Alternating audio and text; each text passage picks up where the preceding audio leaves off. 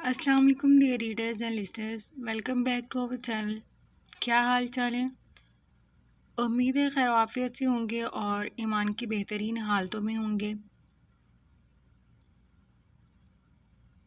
میری حسرتیں تمام کر ای بک حاصل کرنے کے لیے Facebook page inbox رابطہ کریں۔ جی تو میں لائی ہوں آپ کے لیے ہمارے سلسلہ وار ناول وہ ایک گماں سا کی قسط نمبر 16، جس کی لکھاری ہما قریشی ہیں۔ امید ہے آپ اس سے لطف اندوز ہوں گے اور کمنٹ باکس میں ہمیں اپنی قیمتی آراء سے ضرور آگاہ کریں گے۔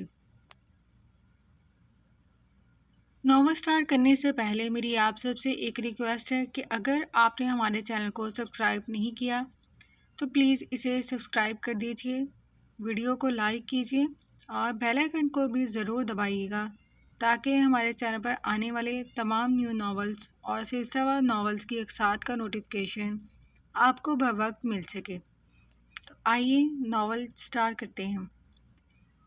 یہ ناروے میں گزرنے والوں عام دنوں میں سے ایک دن تھا۔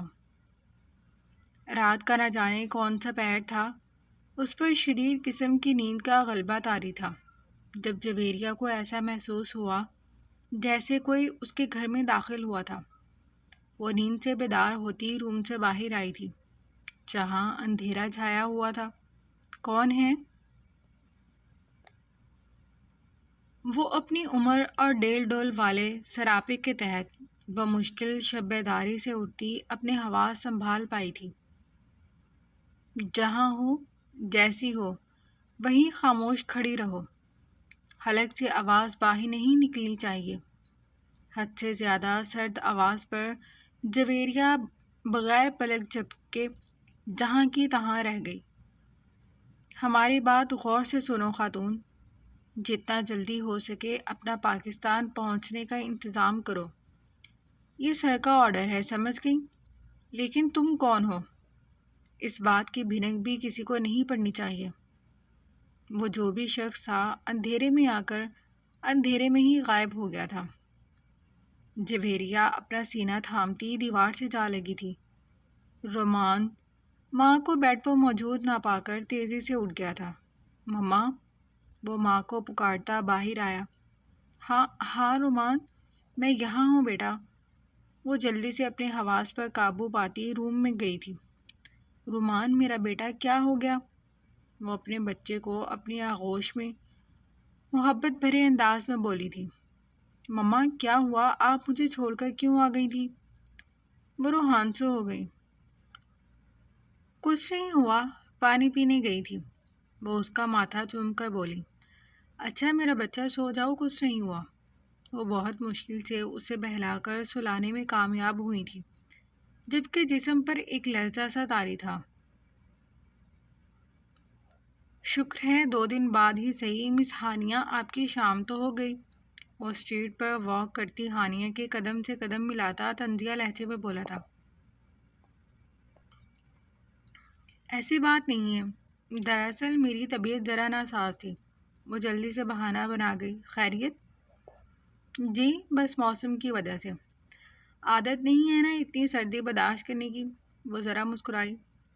شمو نے بغور اس کے نازک سراپے کا جائزہ لیا تھا جس کے پھولے پھولے سیب جیسے گالوں میں لالی اتر آئی تھی۔ شاید زکام کی وجہ سے ناک سرخ اناری رنگ کا ہو رہا تھا۔ سیاہ بال پشت پر پھیلے ہوئے تھے۔ ہانیہ، کیا مجھے آج پھر اپنا سوال دہرانا ہوگا یا آپ خود ہی جواب دینا چاہتی ہیں؟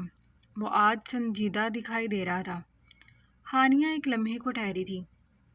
میرا جواب آج بھی وہی ہے جو اول دن سے تھا، وہ سپاٹ لہجے میں بولی تھی۔ ابھی وہ مزید کچھ کہتی کہ اس کے نمبر پر شاہزین کی کال آنے لگی تھی اور پھر میسیج جنہیں پڑھ کر اس کی پیشانی پر واضح بل نمودار ہوئے تھے۔ Okay fine. وہ سر ہلا کر آج بغیر کچھ کہے پلٹ گیا تھا۔ ہانیہ نے چنبے سے اس کا رویہ دیکھا تھا جو پچھلے 1 ماہ سے اس کے پیچھے پڑا ہوا تھا، الفی کی طرح چپک گیا تھا، اور اب وہ سر جھٹکتی نزدیک آتی ڈبل ڈیکر بس میں سوار ہوتی اپنی منزل کی جانب بڑھ گئی تھی۔ یار ایسا کیسے ہو سکتا ہے؟ کوئی بھی انہیں ڈرائے اور وہ ڈر جائے؟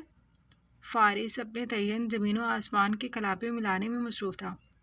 شٹ اپ یار، اقصیٰ اس وقت اکیلی تھی، ان کا بیٹا ساتھ تھا۔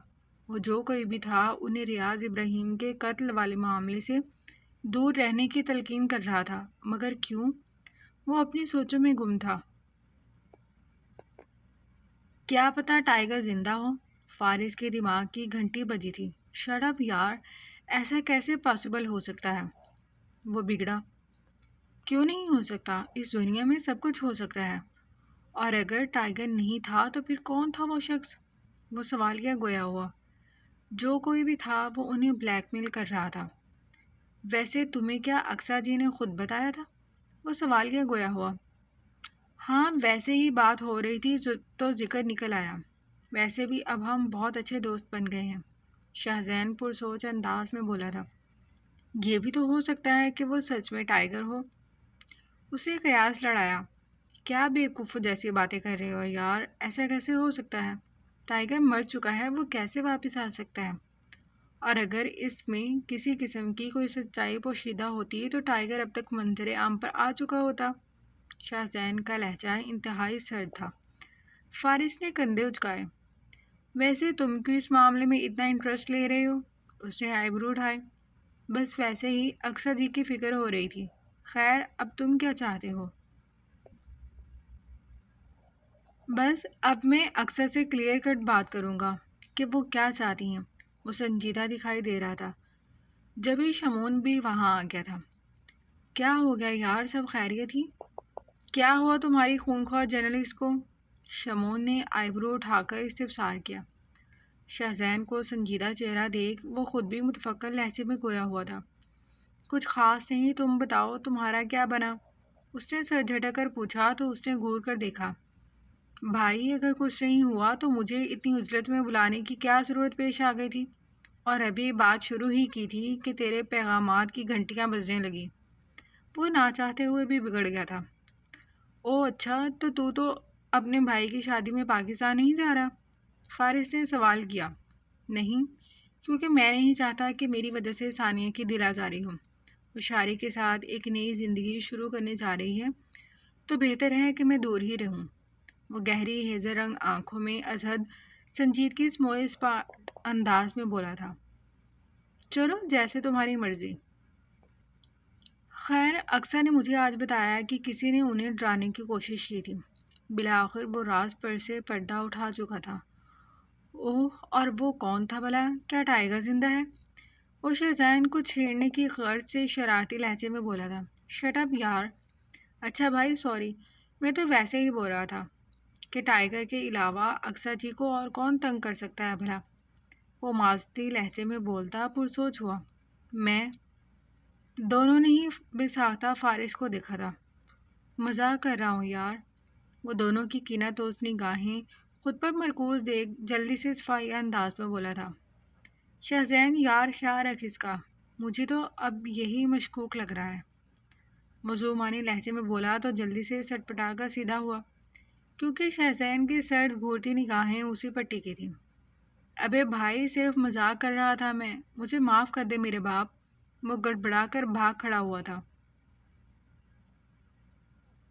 بالآخر وہ دن بھی آن پہنچا تھا جب ثانیہ اور شاعری کا رشتہ ایک مضبوط بندھن میں بننے جا رہا تھا۔ جہانگیر ہاؤس کو دلہن کی طرح سجایا گیا تھا۔ شادی میں محض قریبی رشتہ داروں کو ہی مدعو کیا تھا، جبکہ گھر کے بڑے بیٹے اور بیٹی کی غیر موجودگی پر رشتہ داروں میں خاصا کھلبلی سی مچ گئی تھی۔ وہ سب ان کی غیر موجودگی کے باعث متجسس تھے۔ ثانیہ اپنے کمرے میں موجود سرخ رنگ کے لہنگے میں ملبوس تمام کیل کانٹوں سے لیس شاعری کے لیے سجی سوری تھی۔ چہرے پر دلہنوں والا روپ نکھر کر آیا تھا، جبکہ اداسی نے مسلسل چہرے پر ڈیرا جمایا ہوا تھا۔ ثانیہ، میرا بیٹا، یہ چادر پہن لو، تمہارے دادا ابو مولوی صاحب کے ساتھ آ رہے ہیں تمہاری رضامندی لینے۔ وہ متوازن لہجے میں بولتی اس کا چہرہ دیکھ خاموش ہو گئی تھی۔ ماشاء اللہ، میری بیٹی تو بالکل کوئی حور پری لگ رہی ہے۔ وہ اس کا ماتھا چومتی گلوگیل لہجے میں بولی تھی۔ تم خوش تو ہونا ثانیہ؟ محبت سے اس کا چہرہ ہاتھوں میں بھرتی وہ پریشان کن انداز میں سوالیہ گویا ہوئی۔ وہ دھیرے سے مسکرائے۔ ماما آپ اتنی پریشان کیوں ہیں؟ شارق بہت اچھا ہے، معلوم ہے مجھے، اور میں دادا بو کے اس فیصلے سے مطمئن ہوں۔ میں آپ لوگوں کی خوشی میں خوش ہوں ماما، وہ پرسکون لہجے میں بولتی انہیں ڈھیروں مان بخش گئی تھی۔ جیتی رہو، دیکھنا اللہ تمہیں کتنی خوشیاں دے گا، ہماری دعائیں ہمیشہ تمہارے ساتھ ہیں۔ وہ خوشی کے آنسو بہاتی محبت سے بولی تھی۔ کم آن ماما، رو کیوں رہی ہیں؟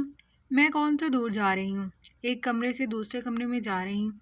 وہ اپنی بیٹی کی سیاہ آنکھوں میں جھانکتی مسکرائی تھی، جہاں آج کوئی شکوہ شکایت نہیں تھا۔ اچھا جلدی سے دوپٹہ لے لو، دادا بو آتے ہی ہوں گے۔ وہ سر پر ہاتھ مارتی عزرت میں بولتی روم سے باہر نکل گئی تھی۔ ثانیہ ولد فیضان الیاس۔ ثانیہ ولد فیضان الیاس جہانگیر، آپ کا نکاح شارق ولد رضوان الیاس جہانگیر کے ساتھ سکہ رائج الوقت گواہان کی موجودگی میں طے پایا ہے۔ کیا آپ کو یہ نکاح قبول ہے؟ چادر میں چھپی بیٹھی ثانیہ کے دل کی رفتار تیز ہو گئی تھی۔ نگاہوں کے سامنے شارق کے لو دیتی نگاہیں گھوم گئی تھی تو کہیں شمون کی سرد آنکھیں۔ کیا آپ کو یہ نکاح قبول ہے؟ گلاب کی خوشبو سے مہکتے روم میں ایک بار پھر مولوی صاحب کے لبوں سے ادا ہونے والے سحر انگیز الفاظ گونجے تھے۔ قبول ہے، وہ تیزی سے بولتی اپنے آنسو ضبط کر گئی۔ 3 بار رضامندی دینے کے بعد وہ نہ چاہتے ہوئے بھی اپنی ماں کے سینے سے لگتی ہچکیوں سے رو پڑی تھی۔ دوسری جانب ایجاب و قبول کے مراحل طے ہونے کے بعد دونوں کے لیے دعائیں کی جا رہی تھی۔ ویڈیو کال پر موجود شمون نے بھائی کو ڈھیروں دعاؤں سے نوازا تھا، جو اس کے نہ آنے پر ناراضی جتا رہا تھا، مگر براق کی شرارتوں کے سامنے وہ مزید خفا نہیں رہ سکا تھا۔ نکاح کے بعد کے پروگرام کا انتظام جہانگیر ہاؤس کے لان میں ہی رکھا گیا تھا۔ کچھ دیر میں سرخ رنگ لہنگے میں دلہن بنی ثانیہ کو سیاہ اور گولڈن امتزاج کی شیروانی میں ملبوس دلہا بنے شارق کے پہلو میں لا کر بٹھا دیا گیا تھا، جو نہ جانے کیوں اس پر سے نگاہیں ہی نہیں ہٹا پا رہا تھا، جبکہ ثانیہ اس کی نگاہوں کی تپش محسوس کر خائف سے ذرا سا فاصلہ قائم کرنا چاہ رہی تھی۔ نکاح مبارک ہو بھابھی جی، ساتھ کھڑے براق نے شرارت سے ثانیہ کے قریب ہو کر سرگوشی کی، ساتھ ہی شارق کو آنکھ ماری تھی۔ شٹ اپ، وہ عادتاً بگڑ گئی تھی۔ او تیری، آج بھی گولہ باری ہو رہی ہے۔ شارق میرے بھائی، اللہ تیرے حال پر رحم کرے۔ وہ مزید شرارت سے باز نہیں آیا تھا۔ شارق نے اسے گھور کر دیکھا تھا، وہ اپنی نئی نئی بیوی کو ناراض نہیں کرنا چاہتا تھا۔ سمجھا لو اپنے اس بدتمیز بھائی کو۔ وہ شارق کو گھور کر دیکھتی اپنے دلہن ہونے کا لحاظ بھول گئی تھی، جبکہ وہ جو اس کے حسن کے آگے گھائل مزید کچھ کہنے کی پوزیشن میں نہیں رہا تھا، مگر شارق کی وجہ سے نکاح کے بعد پہلی بار اس قسم کے لہجے میں مخاطب ہونے پر دل مسوس کر رہ گیا۔ ثانیہ ریلیکس، وہ صرف مذاق کر رہا ہے، مت بھولو کہ صرف میرا نہیں تمہارا بھی بھائی ہے، اور پلیز اپنے فیس ایکسپریشنز ٹھیک کرو، سب مہمان ہمیں ہی دیکھ رہے ہیں۔ اس نے دھیرے سے جھک کر کان میں سرگوشی کرتے التجا کی، جبکہ وہ ایک دم اس کے قریب آنے پر دھڑکنوں میں برپا تلاطم پر دنگ رہ گئی تھی۔ مقابل کی حالت بھی کچھ مختلف نہیں تھی۔ اوئے ہوئے، کنٹرول میرے بھائی، ابھی بہت وقت پڑا ہے۔ براق کی زبان میں ایک بار پھر خارش ہوئی تھی۔ تمہارا بھائی ایک نمبر کا ڈفر ہے۔ وہ اسے زبردست گھوری سے نوازتی اب اپنی فرینڈز کی جانب متوجہ ہوئی تھی، جو اسٹیج پر اسی سے ملنے آ رہی تھی، جبکہ شارق ایک تعاسفی سانس خارج کر کے رہ گیا تھا۔ نکاح مبارک ہو ثانیہ میرے بچے۔ کچھ دیر بعد گریسفل سی پرسنالٹی کے مالک الیاس جہانگیر صاحب خود بھی اسٹیج پر تشریف لائے تھے۔ وہ جھٹ سے اٹھ کر ان کے سینے سے لگی تھی۔ شارق سے وہ مل چکے تھے، جبکہ اب ثانیہ سینے سے لگی آنسو بہا رہی تھی۔ دادا بو، آپ کی پوتی تو ایسے آنسو بہا رہی ہے جیسے ہم اسے جنگ کرنے کے لیے انڈیا پاکستان کے بارڈر پر بھیج رہے ہیں۔ وہ شرارت سے بولا تو جہانگیر صاحب مسکرا اٹھے۔ خاموش ہو جاؤ شیطان لڑکی، میری بیٹی بہت بہادر ہے، تنگ مت کرو بہن کو۔ وہ ثانیہ کا روحانسو چہرہ دیکھ اسے ڈپٹنے لگے، جو ہنسی ضبط کر رہا تھا۔ دادا بو، یہ بدتمیز ابھی بھی ہنس رہا ہے۔ وہ ہنسی ضبط کرنے کے چکر میں سرخ پڑ گیا تھا۔ براق جہانگیر صاحب کے سخت لہجے پر وہ فوری سیدھا ہوا تھا۔ شارق، میری بیٹی کا بہت خیال رکھنا ہے آپ نے۔ ثانیہ کو الفت بھری نگاہوں سے نہارتے شارق نے ذرا سا جھک کر حکم پر سر تسلیم خم کیا تھا، جبکہ یوں ہی ہنستے مسکراتے ایک حسین شام اپنے اختتام کو پہنچی تھی۔ بلیک شیروانی میں ملبوس شارق عجیب ہی مخمصے کا شکار چند لمحوں کے لیے دروازے پر ہی ٹھہر گیا تھا۔ چاروں ناچار خود کو متوقع صورتحال کے پیش نظر تیار کرتا ایک گہرا لمبا سانس بھر کر فضا کے سپرد کیے وہ جیسے ہی روم میں داخل ہوا تھا، ایک خوشگوار ٹھنڈی یک ہوا کا سرد سا جھونکا سا تھا جو اس کے پریشان سے چہرے سے ٹکرایا تھا۔ گلاب اور موتیے کے پھولوں کی ملی جلی مہک نے مضطرب سی طبیعت پر خوشگوار احساس مرتب کیے تھے۔ ایک کنڈیشن کے باعث چل کرتے روم میں کمرے کا خوابناک ماحول چند لمحوں کے لیے منجمد کر گیا تھا۔ تازہ گلاب کے پھولوں اور الیکٹرک کینڈل سے سجے کمرے میں اپنی جانب توجہ کھینچتا اس نازنین کا دلکش سراپا۔ کمرے میں بھٹکتی ہوئی پہلی نظر سیدھی اس پری پیکر سے جا ٹکرائی تھی جس پر دلہن کا روپ خوب نکھر کر آیا تھا۔ حالیہ صورتحال اس کی توقع کے برخلاف تھی۔ خود سے میں مقید پاؤں کی بھاری دھمک چکنی فلور پر چھوڑتا وہ بیڈ کے نزدیک اس کے سر پر آن پہنچا تھا، جو اپنے وجود سے بیگانہ بھاری بھرکم جولری اور ڈریس میں ملبوس اپنے حسن سے لاپرواہ گہری نیند کے مزے لوٹنے میں مصروف تھی۔ چہرے پر ایک الگ ہی شادابی تھی جو شاید وہ پہلی بار غور کرنے پر جھلک رہی تھی۔ بلڈ ریڈ شرارے میں ملبوس وہ اس کی ساری توجہ اپنی جانب مبذول کرا چکی تھی۔ وہ جو سمجھ رہا تھا کہ آج کمرے میں جاتے ہی اس کا استقبال دیگر ممالک کی شکست کھانے والی کرکٹ ٹیم کی طرح انڈے ٹماٹروں سے ہوگا، مگر یہاں تو الٹی گنگا بہہ رہی تھی۔ ایک ماہ سے اس کی نیندیں حرام کرنے والی محترمہ بڑی ہی نزاکت اور دلیری سے اس کے ہی بیڈ پر برجمان قبضہ جما کر سو رہی تھی۔ کوئٹہ سے واپسی پر سے اس کا دل مسلسل اسے بغاوت پر اکسا رہا تھا۔ یہ سچ تھا کہ اس رات ان دونوں کے درمیان وہ ایک لمحہ آ کر ٹھہرا تھا جو شارق فیضان جہانگیر کو اس پری پیکر کا دیوانہ کر گیا تھا۔ شارق میرے بھائی، جلدی باہر آؤ۔ مدو شیروانی اتار کر سلیقے سے صوفے پر رکھتا بھی پلٹا ہی تھا کہ نیچے سے آتی براق کی دبی دبی سی دلسوز چیخوں پر اس کا دل دہل کر رہ گیا تھا۔ بیڈ پر مدہوشی سے سوئی وہ بھی چونک کر بیدار ہوئی تھی۔ کیا ہوا براق، کہاں ہو تم؟ اندھا دھند سیڑھیاں اترتا وہ حواس باختہ سا ہو گیا تھا، جبکہ چیخ کی آواز سنائی دینا تو کب کی بند ہو چکی تھی۔ براق کہاں؟ پسینے سے شرابور وہ ابھی زور سے چیخ کر تمام تر گھر والوں کو جگاتا وہ اس سے پہلے ہی اس کے منہ پر ہاتھ دھرتا چیخ کا گلا گھونٹ گیا۔ شش، چپ کر جا میرے باپ، کیوں آدھی رات کو مجھ معصوم کو گھر سے بے دخل کرنا چاہ رہا ہے؟ وہ بکھلایا سا قریب آیا۔ تم ٹھیک ہو نا؟ شارق ابھی بھی حواسوں میں نہیں تھا، جبکہ براق نے شرارت سے تھوک نکلا۔ اس کی شوخی ہوا ہوئی تھی۔ ہاں، وہ میں کہہ رہا تھا، تو نے بھابھی کی منہ دکھائی تو مجھ سے لی ہی نہیں تھی۔ ہاتھ میں پکڑا ایک لال کلر کا چھوٹا سا جیولری کیس پکڑے وہ کھسیانا ہوا۔ یہ تمہارے پاس کیا کر رہا ہے؟ وہ صورتحال سمجھنے سے قاصر تھا۔ بس چھوڑ، تو یہ بتا بھائی، دشمن کے مورچے سے چکر لگا کر آ رہے ہیں تو صحیح سلامت ٹھیک تو ہے نا؟ ہڈیاں پوری 206 ہی ہیں نا جسم میں؟ ایک آدھ ہڈی کا اضافہ تو نہیں ہو گیا؟ براق نے جلدی سے اپنی شرارتی طبیعت کے تحت بات کا رخ موڑا تھا۔ ہیں، کیا بکواس ہے یہ؟ شارق کو اب اس کی مسکان دیکھ سمجھ آیا تھا۔ ہاں، تمہاری شکل دیکھ کر لگ رہا ہے دل کے ارمان آنسوؤں میں بہہ گئے۔ کہیں ثانی نے تمہیں کمرے سے بے دخل تو نہیں کر دیا؟ وہ اب بے پرکی ہانک رہا تھا، جبکہ شارق کا مارے غصے کے برا حال ہو رہا تھا۔ تمہاری تو میں… کیا ہو رہا ہے یہ؟ ابھی وہ کچھ مزید کہتا کہ اوپر ریکنگ پر ہاتھ رکھے جھکی کھڑی ثانیہ نے ناگواری سے پوچھا۔ ثانیہ، یہ دیکھو اپنے شوہر نامدار کے کارنامے۔ یہ تمہاری منہ دکھائی میرے پاس ہی بھول گیا تھا۔ میں نے تو اچھے بچوں کی طرح موقع سے پہلا چوکا مار کر اس کی بچی کھچی لٹی پٹی عزت بچا لی ہے، مگر یہ ٹھہرا صدا کا ناشکرا مشکور ہونے کے بجائے کالی بلی والی ڈراؤنی نظروں سے گھور رہا ہے۔ براق نے جھٹ پینترا بدلا۔